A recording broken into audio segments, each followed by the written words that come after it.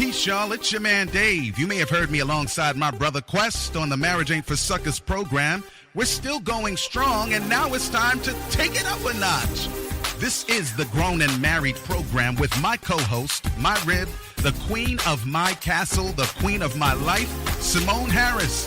We've been friends for almost 30 years and married for almost 20. So we know a thing or two about making marriage and relationships work if you're willing to make it work. So gather around, y'all. Share this with your spouses, your friends, your frenemies, and yes, even your enemies. And let's make marriages phenomenal together. Queen Simone, I know you're ready. I know you're set. So let's go! Peace, y'all. It's L. David Harris. I am your host, and I'm a co-host too because I got my wife, only good wife, my only one good wife, Queen Simone, sitting next to me. She's on my right hand today and trying not to laugh for some strange reason. Hello, Simone. Hi, David. What's so funny? You know what you did. You mean I got a word in edgewise? Yes, I did. The last time I took a breath, it did not work for me. So anyway, y'all have to scroll back. If you're listening, you're going to have to scroll back and watch the video to see what that was about. But anyway,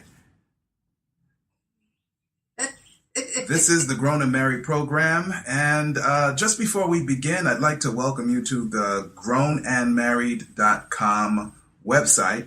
And there you can find the actual, podcast, and see if we've broken any new ground and all of that good stuff. And ask your questions, that kind of thing. And get to see Simone again in a picture this time. We got a cool picture in there. We do? Yeah, I mean, it's the same picture, but people who are watching online don't see it. Gotcha. You know what I'm saying? Yes, I do. Yeah. So anyway, thank you for joining us. And so today's topic is very interesting. No. I'm not paying. Oh. So the subject is, are y'all ready? No. So like Simone said something to me earlier when we were kind of trying to, do the finishing touches. And then I bust out with that. And I don't know if it took a second to click. Like, is he snapping at me? Like you said something and then I shouted no. Yeah. But that's the name of the program. That's the subject for today. And N-O. N-O spells no. No. And so I'm going to have to keep a watch on that because I didn't bring no. Yes, I did. Let me borrow this, please. Thank you. No is the name of the game today. And you want to introduce it? So, yes. Okay. Yes. And, we tend to, as couples, get into these, we take on too much as individuals, right? Mm. And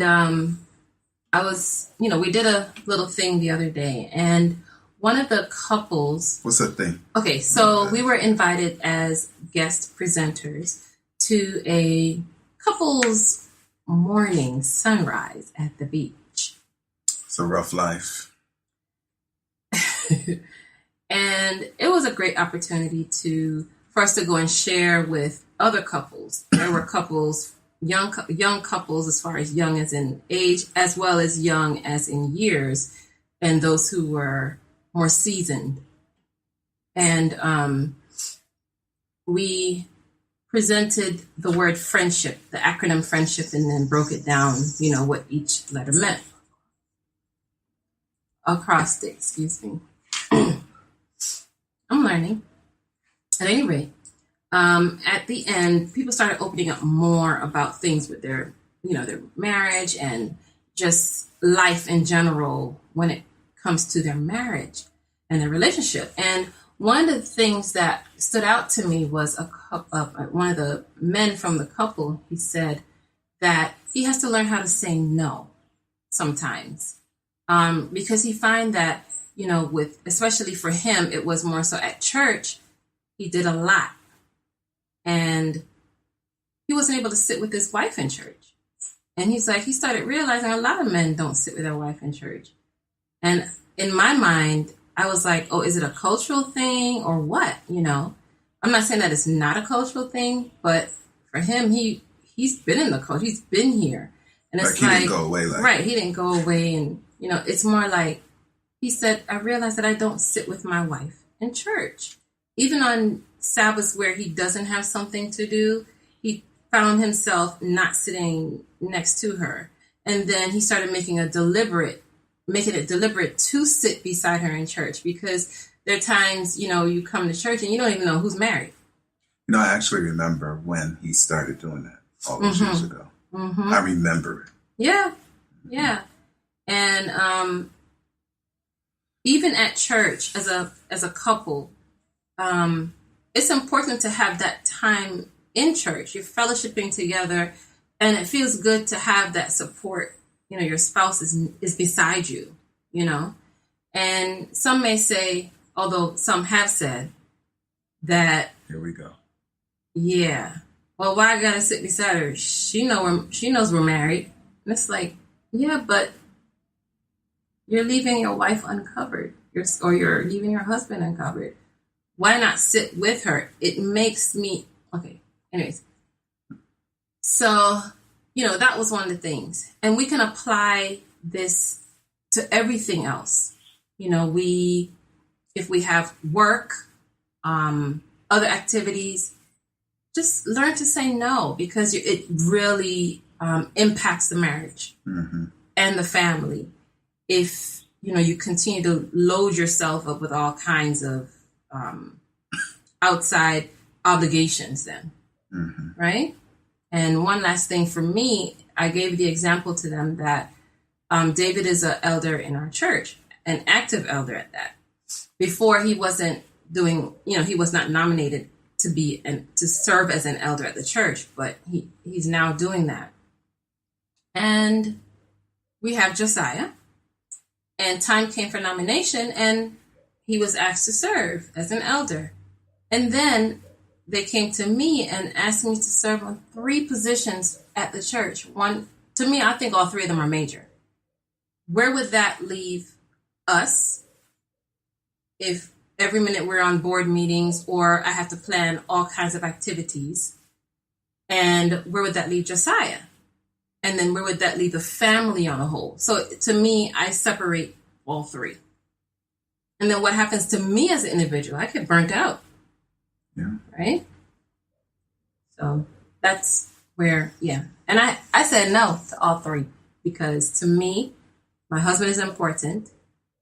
I'm important. My child is important. The family is important. So I had to say no. And I'm learning how to say no. You didn't say no to everything. Well, no, not to everything, but I'm saying to everything that was asked that I was being nominated for. I did say no, because those were major. At least the things that I'm doing now, I chose to do it, and I know that I can balance it a little bit better. Yeah. And that was outside of another major thing I had to do with the conference. So I could not, it wouldn't have been good. Yeah. So there you have it. You know, balance is key. And I think some people are confused about what balance means, because balance doesn't mean the same amount of time dedicated to everything in your life. Because you sleep, hopefully you're sleeping 6 to 8 hours. Josiah is sleeping 11 to 12 hours. So you got that. That's half of your day already gone. And if you are employed, then of course you're going to work. Let's say you choose those hours of 9 to 5. Not choose, but that's what it is. So you got the 9 to 5 thing, and then there's the prep time to get to work. So clearly that's how much more of your day, right? And if you have 2 persons in the house who are working, then both of you are doing at least that. And then there's, if you're into extracurricular things, and then there is, if you're people who believe in ministry, then there's the ministry stuff. So it's not a matter of number of hours, because it's not enough hours.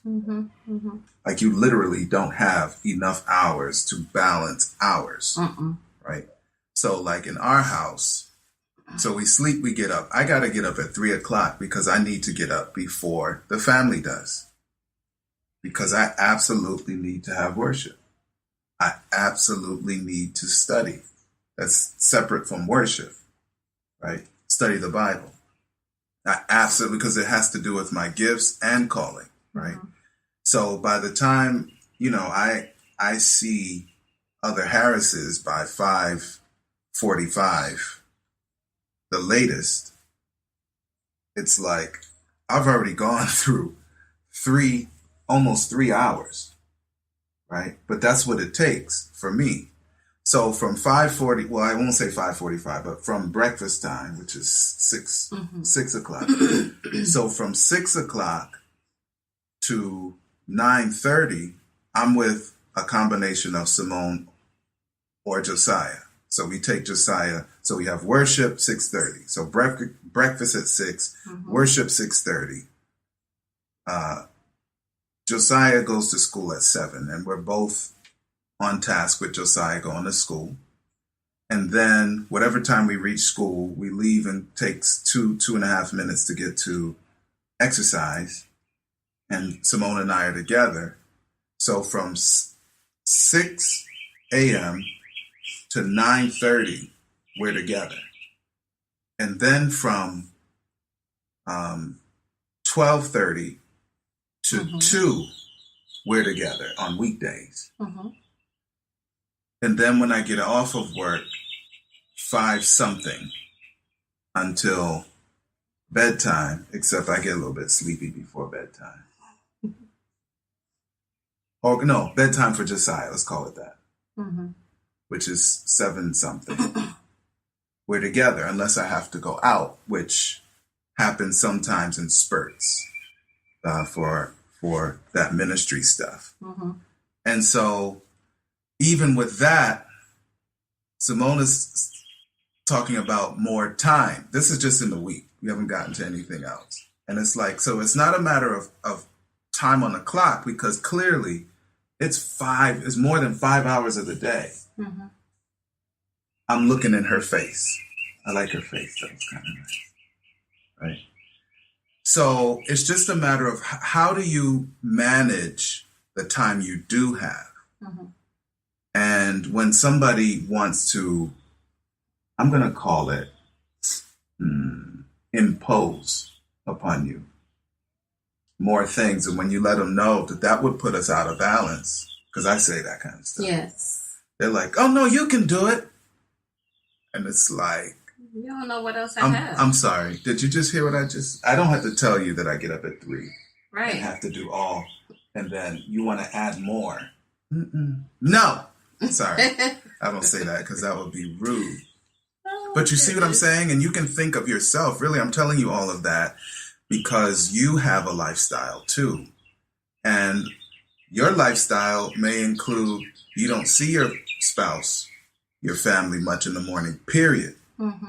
You have breakfast and you get up out of there. And family scatters, right? And then you get home at 7 something maybe, if you go home. And if you're ministry types, you may skip home and go to church. And it's not till 9 something at night that you reach home. Rinse and repeat.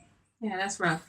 You see? So unless you are independently wealthy or somehow your ministries with your spouses and kids are 100% aligned, which that's not how it usually is because we have different gifts, then some kind of way you got to figure out how in the world are we going to get together?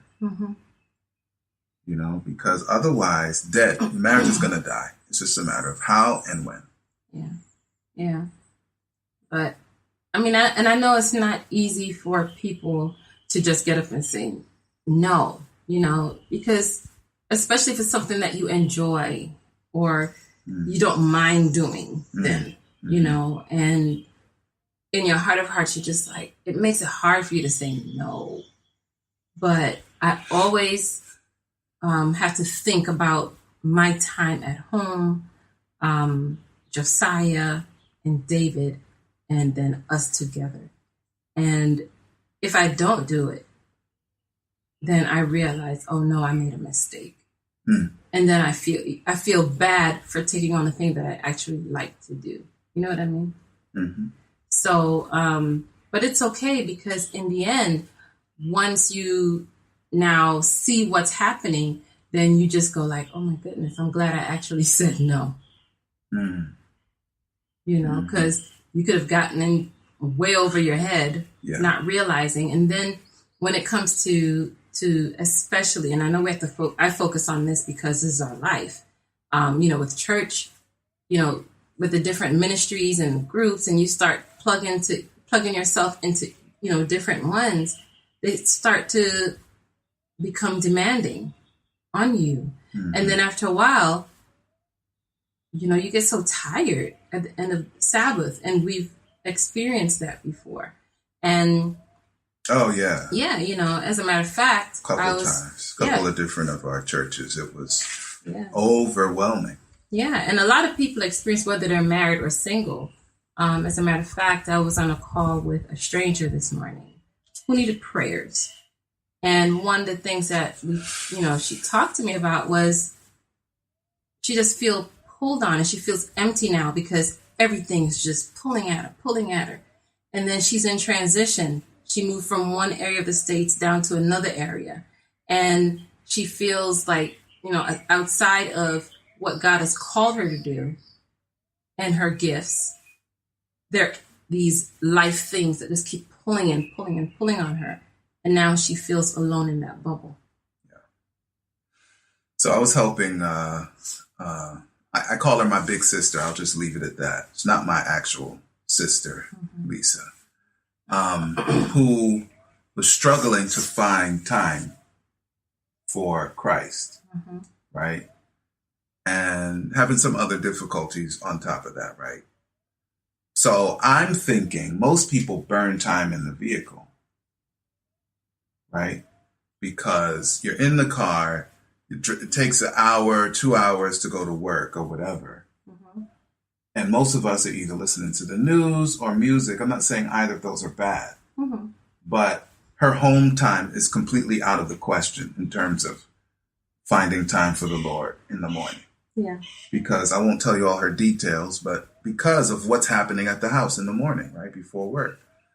So I'm like, well, is it possible to use the time in the vehicle? Because usually that is where time is wasted. Yeah. Oh, no. She can't, because she has to find family time in the vehicle. Got it. There's 3 children in the vehicle. Got it. Not babies, but children in the vehicle. Got it.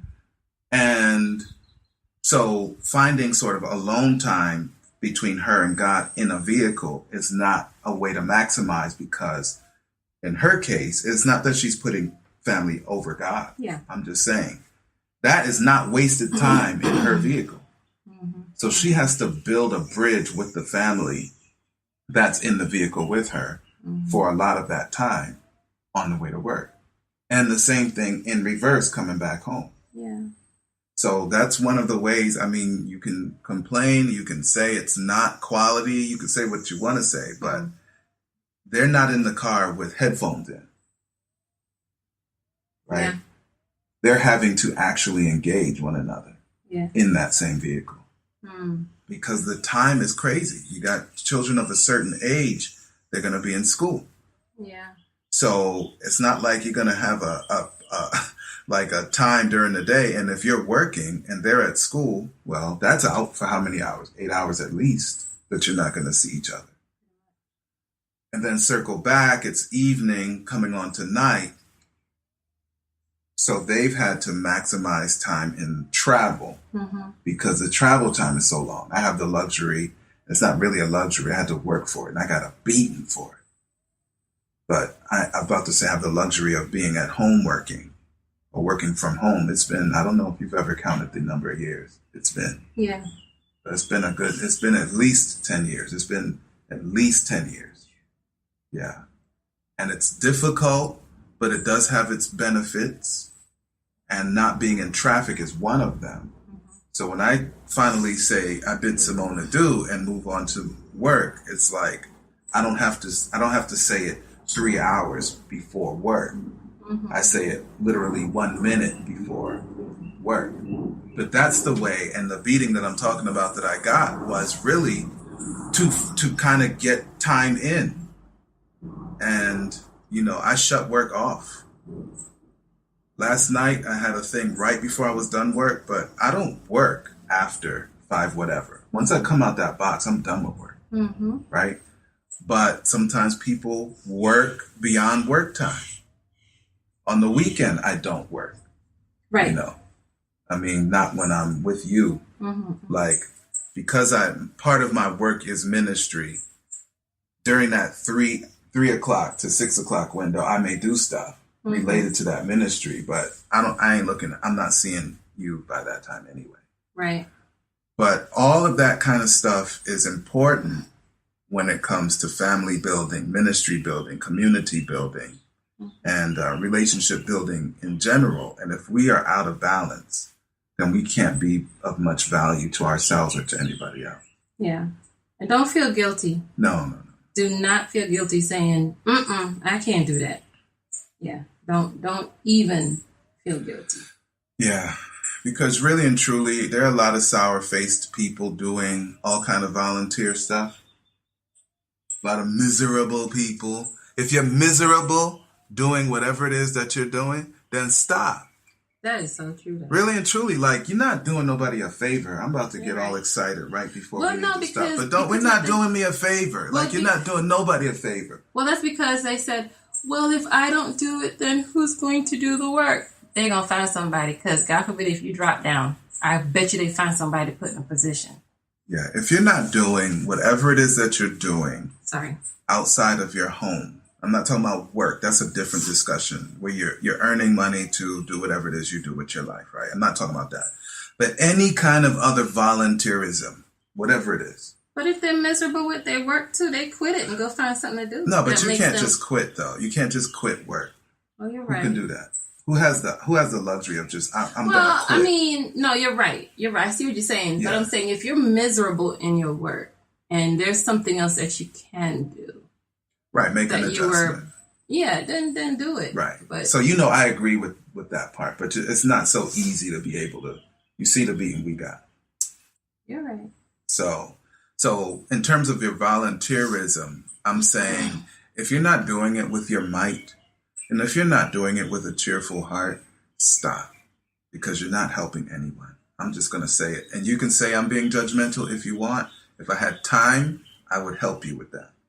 But miserable work in terms of helping people is worse than saying no. Yeah. And letting someone do it with all their might and cheerfully. Yeah, because it's everybody under that banner of your volunteerism is suffering if you do it without. It's a fly of some kind because it's quick. It's a bee. It sure is a bee. Bees don't move that fast. They don't move like this. It's something else. I promise you. They don't go like this. Yeah. So do it with all your might. Do it with the Lord on your side. And Simone is not going to get stung by whatever it was, because it's not a bee, because bees don't go like this. They look like it. They can fly far and fast, but they don't cut like that. Okay. They don't cut like that. Okay. Yeah. I wasn't cut out for this, y'all, but it's where I was born. It's where we live at. Yeah, so for those listening, we got a little distracted by something flying, which you could have heard in the microphone. Sorry. But that's it. Like, don't, if you're going to be miserable at what you do something else and do everybody a favor and let somebody with a more amenable, if not cheerful attitude, do whatever it is that needs to be done. But there you go. We talked out our brains. Amen. Hopefully, sometimes it's not a matter of us instructing you. It's a matter of having a conversation. Yes. And people sort of vicariously living into the conversation and picking out what is applicable to you. Yes. Or to somebody that you're going to need to help, maybe even today. Sometimes it helps me too. Yeah. Because I hear something you say and we don't know what we're going to say. Mm-hmm. So. True indeed. Yeah, because we're not into the script thing. Nope. Except for that part. We knew we were going to say that. Yeah. So, yeah. We're going to cut the audio people loose and then speak to y'all for a minute who are watching and then let you all go. All right. So for those of you listening, thank you for joining us again. And hopefully this will have been a blessing to you or to someone else that you will influence. So holler. Toodles. I don't know if you say holler. Holler.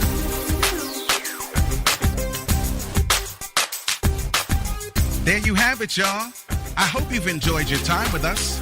Marriage is about mutual love and mutual respect, and it works for those willing to make it work. Real talk, our spouses are treasured jewels given to us to make life better. And the sooner we learn to value one another will be the sooner we become the most phenomenal versions of ourselves we can be. Until next time, peace from Dave and the queen of my castle, Simone. We got love for you, baby.